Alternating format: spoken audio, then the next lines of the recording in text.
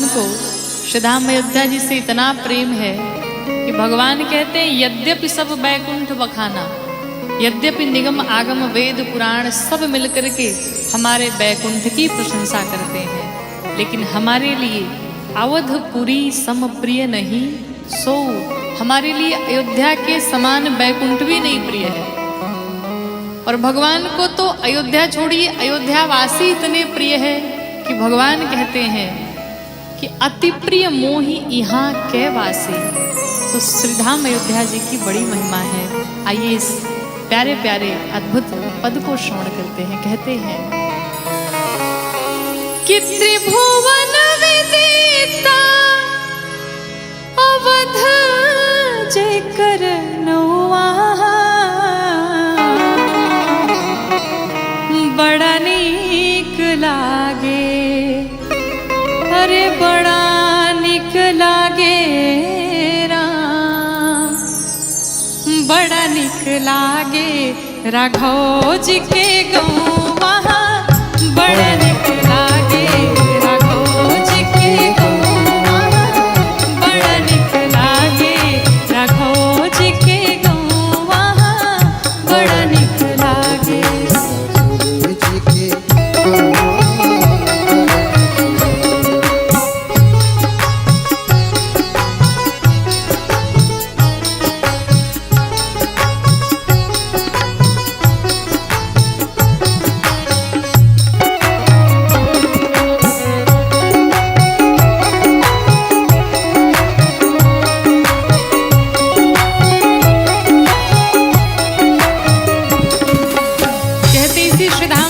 जी की गलियों में जहां ब्रह्म राम शिशु गलियन में खेले, जहां ब्रह्म राम शिशु गलियन में खेले, अंजुर में भरी भरी धूल सिर मेले, अंजुर में भरी भरी धूल सिर मेले, जहां ब्रह्म राम शिशु गलियन में खेले,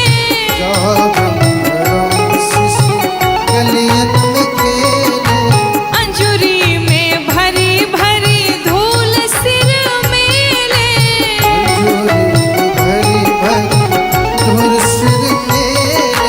जहाँ नाक बहू चले, जहाँ नाक बहू चले कली ताप दौवा, बड़ा नीक लागे राघव जी के गौवा, बड़ा नीक लागे राघव जी के गौवा, बड़ा नीक लागे राघव जी के गौवा, बड़ा नीक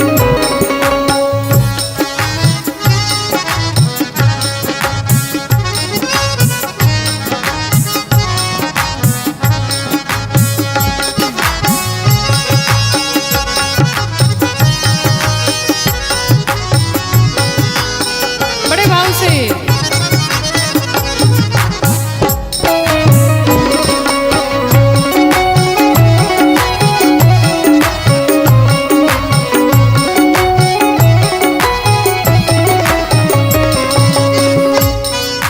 और कौन है? दशरथ पिता जहाँ कौशला जी मैया, दशरथ पिता जहाँ कौशल्या जी मैया, भरत लखन रिपुहन भल भैया, भरत लखन रिपुहन भल भैया, दशरथ पिता जहाँ कौशला जी मैया, दशरथ पिता जहाँ कौशल्या जी मैया, भरत लखन रिपुहन भल भैया, भरत लखन रिपुहन भल भैया, राम राम रटे जहाँ, राम राम रटे जहाँ कोयल और कौवा, बड़ा नीक लागे राघव जी के गौवा, बड़ा नीक लागे राघव जी के गौवा, बड़ा नीक लागे राघव जी के गौवा, बड़ा नीक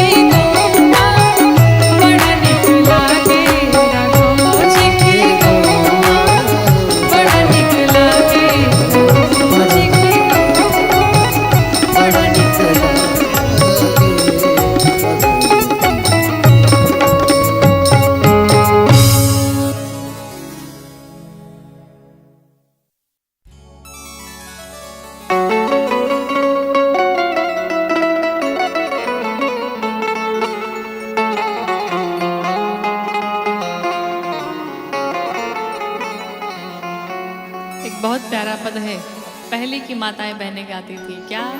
मेरे साथ में सभी मिलके गाइए कि राम ही राम हरि रटन लागे जिभिया, राम ही राम रटन लागे जिभिया, राम ही राम रटन लागे जिभिया, राम ही राम रटन लागे जिभिया, रटन लागे जिभिया, बोलन लागे जिभिया, रटन लागे जिभिया, बोलन लागे जिभिया। क्या? श्री सीताराम रटन लागे जिभिया, सीताराम रटन लागे जिभिया।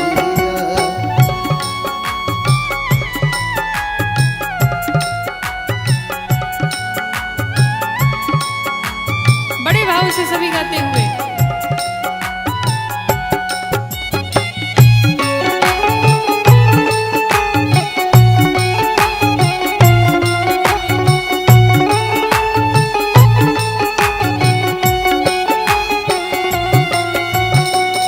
आंखें क्या कहती हैं?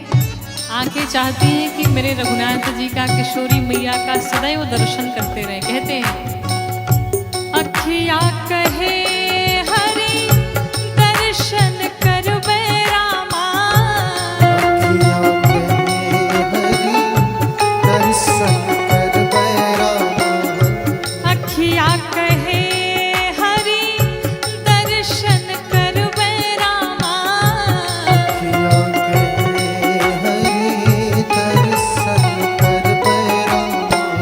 आंखें कहती भगवान का दर्शन करने के लिए, कान क्या कहती हैं?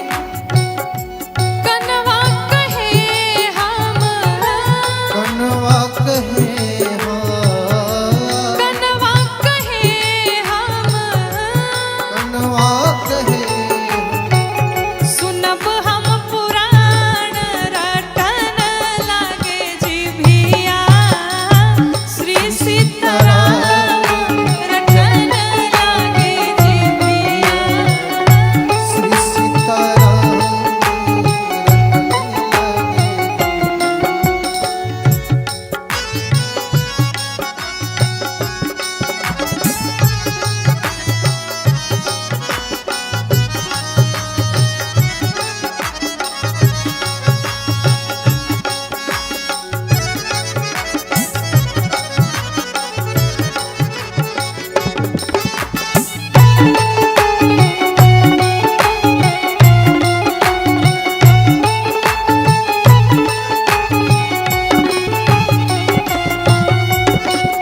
पाँव क्या कहते हैं?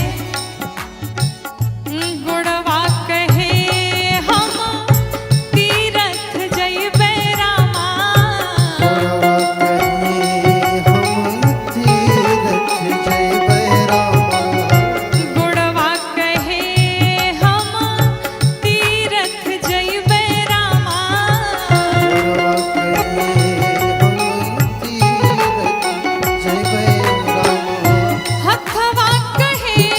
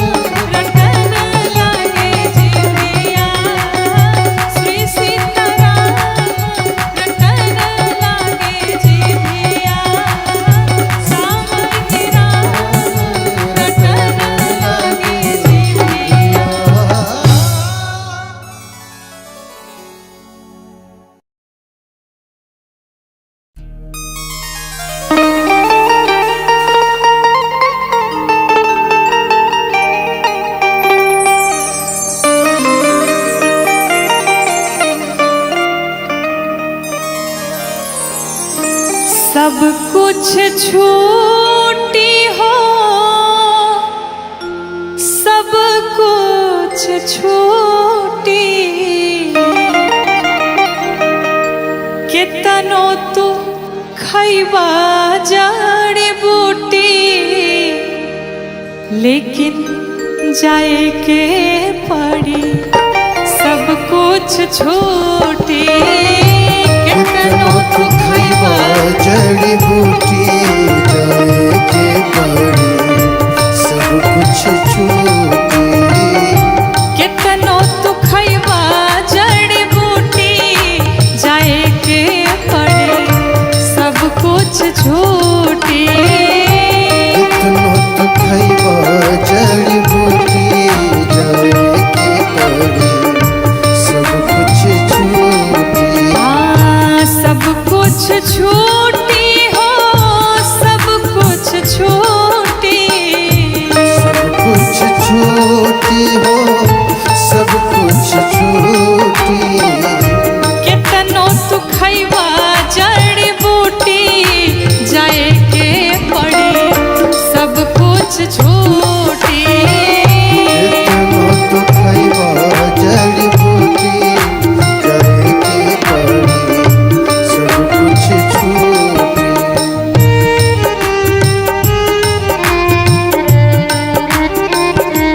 हरि बोल।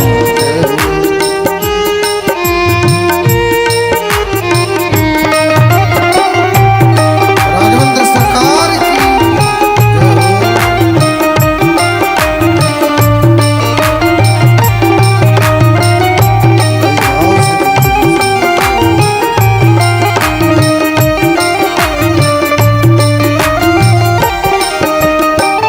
बिल्डिंग आलीशान संग मरमर के मकान हो, आलिशान संग मरमर के मकान हो। सारा मृत्यु लोक के साधन समान हो। सारा मृत्यु लोक के साधन समान हो। बिल्डिंग आलीशान संग मरमर के मकान हो। आलिशान संग मरमर के मकान हो। सारा मृत्यु लोक के साधन समान हो। सारा मृत्यु लोक के साधन समान हो। जाई नाही साथे कौड़ी फूटी, जाए के पड़ी सब कुछ छूटी। जाई नाही साथे कौड़ी फूटी, जाए के पड़ी सब कुछ छूटी।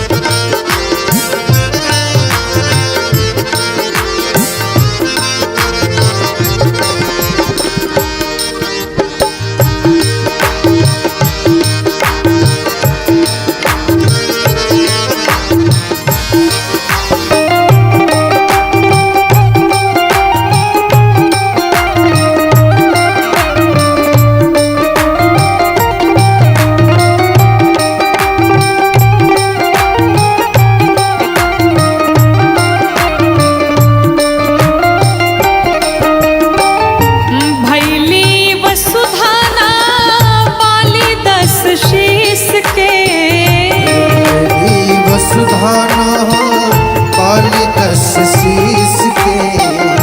नाही कवनो चक्रवर्ती अवनीश के। अवधेश के। भैली वसुधाना कवनो 10 शीस के। तेरी वसुधाना कोनो 10 शीस के। नाही कवनो चक्रवर्ती अवनीश के। कोनो चक्रवर्ती अवधेश के। सास के डोरी जहिया टूटी,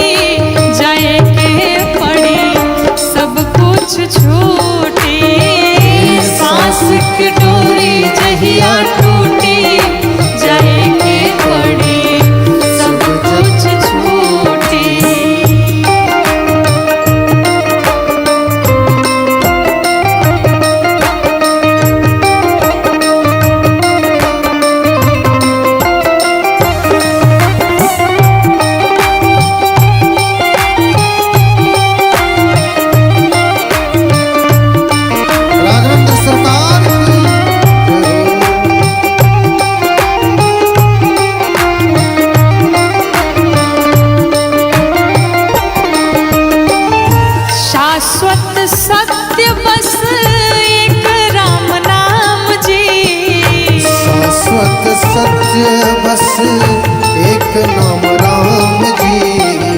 गौरी शिकारी के बस यही से बकाम जी। गौरी शिकारी के बस यही सेवा काम जी। शाश्वत सत्य बस एक राम नाम जी। शाश्वत सत्य बस एक राम नाम जी। गौरी शिकारी के बस यही से बकाम जी। गौरी शिकारी के बस यही सेवा नाम जी। राम धन के केहू नाही लूटी, जाए के पड़ी सब कुछ झूठी। राम धन के केहू नाही लूटी, जाए के पड़ी सब कुछ झूठी। कितनो तू खइबा जड़ी बूटी, जाए के पड़ी सब कुछ झूठी। कितनो तू खइबा जड़ी बूटी, जाए के पड़ी सब कुछ झूठी।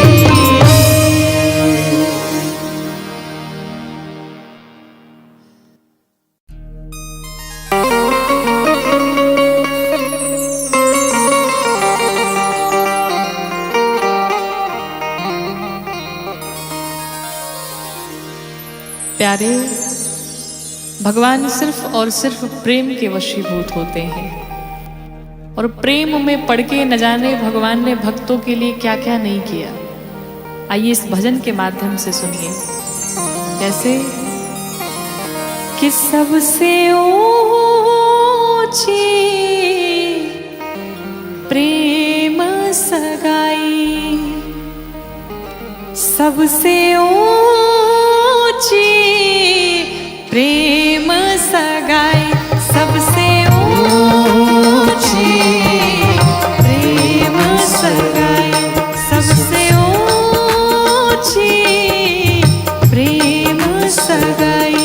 सबसे ऊंची प्रेम सगाई। क्या किया भगवान ने? दुर्योधन के मेवा त्यागे, दुर्योधन के मेवा त्यागे, दुर्योधन के मेवा त्यागे, दुर्योधन के मेवा त्यागे। साग विदुर घर खाई, साग विदुर घर खाई, सबसे ऊंची प्रेम सगाई। सबसे ऊंची प्रेम सगाई। भगवान ने दुर्योधन के 56 भोग का त्याग करके और विदुर जी के घर गए, और जाकर के वहां पर केले के छिलके भगवान बड़े प्यार से पाए जा रहे हैं। और भगवान ने क्या किया सुनिए। झूठे फल शबरी के खाए, झूठे फल सबरी के खाए, झूठे फल शबरी के खाए, झूठे फल सबरी के खाए। ऐसे नहीं खाए, कैसे खाए? बहुविधि स्वाद बताई, बहुविधि स्वाद बताई, सबसे ऊंची प्रेम सगाई। सबसे ऊंची प्रेम सगाई। सबसे ऊंची प्रेम सगाई। बड़े भाव से सभी मीठी मीठी तालियों के साथ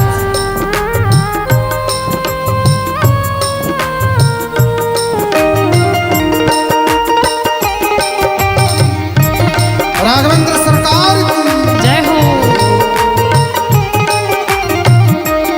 भाई भाव से दर्शन करिए। राजसूयज्ञ युधिष्ठिर कीन्हा, राजसूयज्ञ युधिष्ठिर कीन्हा, राजसूयज्ञ युधिष्ठिर कीन्हा, राजसूयज्ञ युधिष्ठिर कीन्हा, तामे जूठ उठाई, तामे जूठ उठाई, सबसे ऊंची प्रेम सगाई। सबसे ऊंची प्रेम सगाई, सबसे ऊंची प्रेम सगाई। और प्रेम के ही वशीभूत होकर के भगवान सारथी बन गए। कहते हैं प्रेम के बस पारथ रथ हाक्यों, प्रेम के बस भारत हाथ,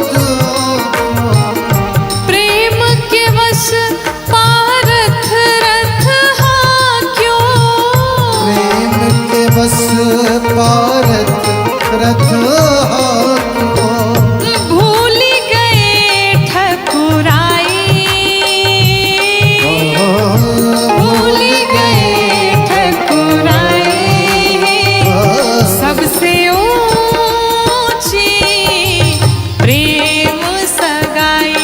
सबसे ऊंची प्रेम सगाई, सबसे ऊंची प्रेम सगाई।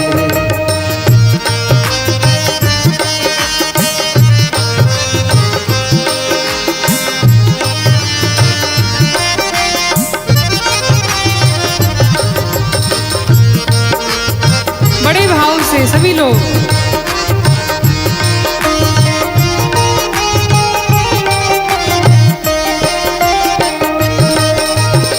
और कहते हैं ऐसी प्रीति बढ़ी वृंदावन, ऐसी प्रीत बढ़ी वृंदावन, ऐसी प्रीति बढ़ी वृंदावन, ऐसी प्रीत बढ़ी वृंदावन, गोपियन नाच नचाई,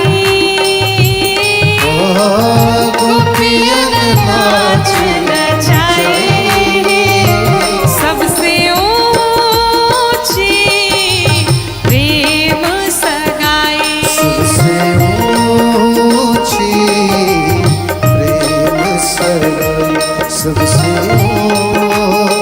ऊंची प्रेम सगाई। और कहते हैं क्या प्रेम के बस नृप सेवा कीन्ही, प्रेम के बस नृप सेवा कीन्ही, प्रेम के बस नृप सेवा कीन्ही, प्रेम के बस नृप सेवा कीन्ही, आप बने हरिनाई, आप बने हरि सबसे ऊंची प्रेम सगाई। सबसे ऊंची प्रेम सगाई, सबसे ऊंची प्रेम सगाई।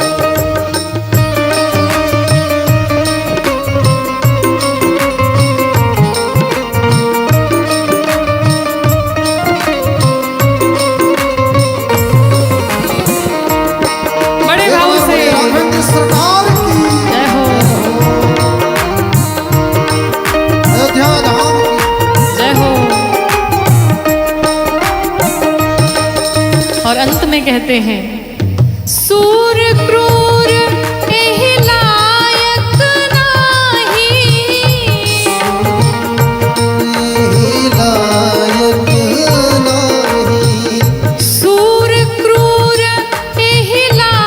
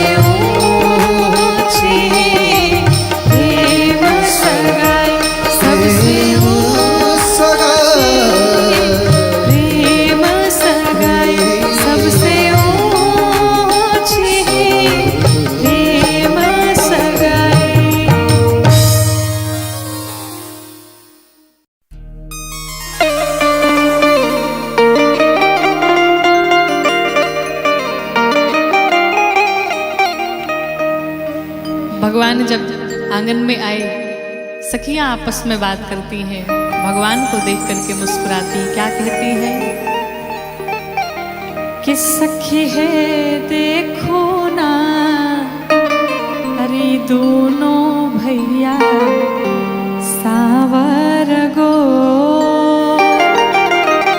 कि सखी है देखो ना, दोनों भैया सावर गोर, सखी है देखो दोनों भैया सावर गो, सखी है देखो ना, दोनों भैया सावर गोर, सखी है देखो दोनों भैया सावर गो।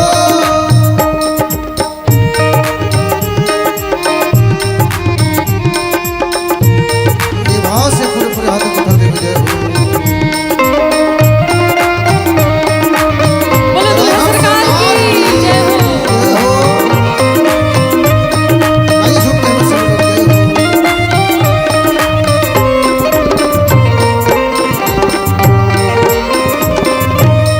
सखी कहती आज तक हमने ऐसा सुंदर स्वरूप नहीं देखा, कहती हैं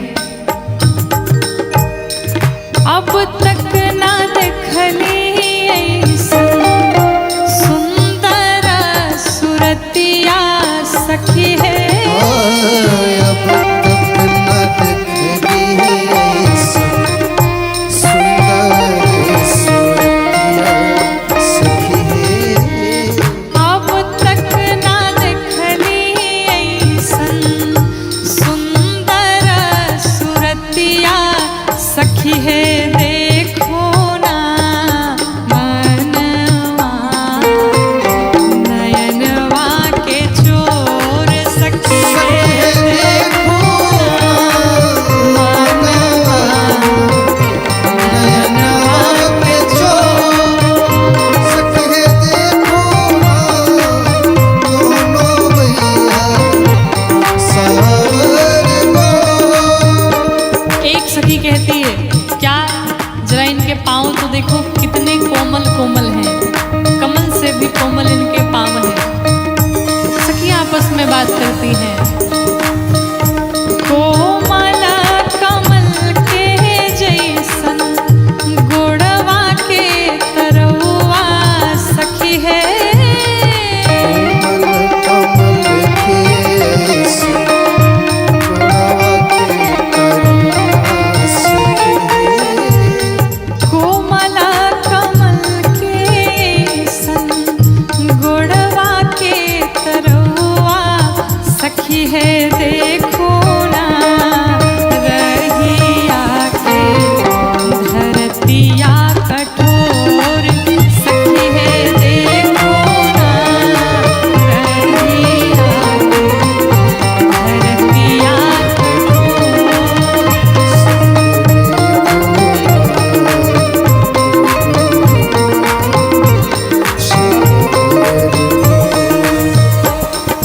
एक सखी ने कहा अगर भगवान आ जाते और कहते तुम हमसे कुछ वरदान मांग लो, तो पता है हम क्या वरदान मांगते? तो दूसरे ने पूछा क्या मांगती?